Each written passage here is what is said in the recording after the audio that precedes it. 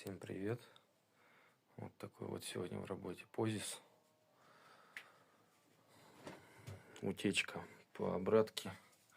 Вот уже начал работу. Будем вешать испаритель. Вот. Холодильник в отличном состоянии внешне. Будем сейчас. Еще плюс компрессор нужно менять. Он сгорел. Вот так все это выглядит. Сейчас трубочки сюда с утеплителем запустим вниз. И будет прекрасно, счастье.